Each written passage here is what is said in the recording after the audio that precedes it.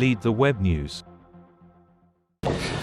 Honourable Presiding Member, I am pleased that the government has finally paid heed to one of the requests from the opposition to suspend the scheme of Parate executions, which has seriously impacted on the small and medium enterprises in the country,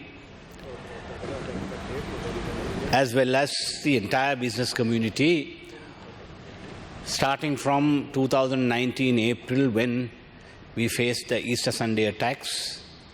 From there onwards, we have had the subsequent COVID pandemic, which brought the entire economy to a standstill.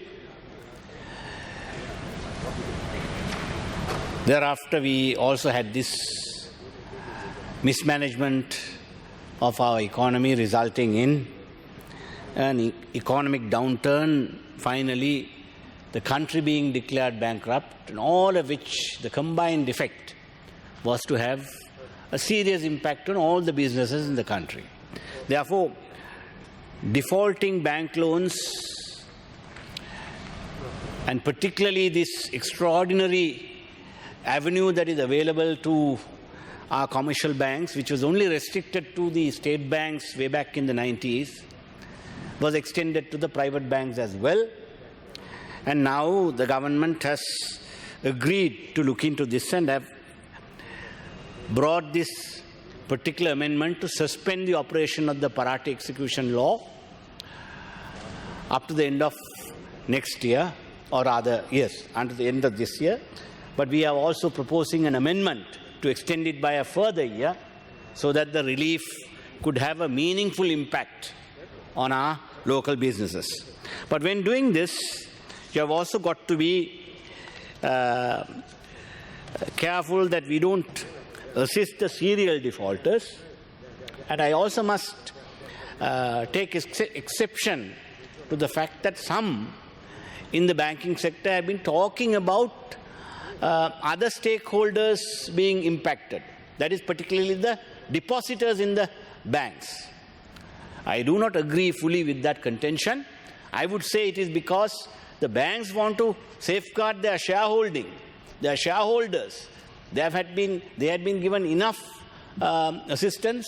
Finally, the entire EPF had to bear the brunt of the domestic debt restructuring fiasco, which once again went to assist the commercial banks in the country. They have been able to retain their profits. And beyond that, there is a massive amount allocated to bail out the banks in financial stress as well. So with all these benefits, it is incumbent on the banks to treat these small and medium industries which are in serious distress through this particular relief measure that the government has proposed. So therefore, I welcome that. But in the meantime, it would be useful for the government to also assess those serious defaulters prior to 2019 and have a database and not allow them to benefit from this particular space that is being given to everybody as a carte blanche.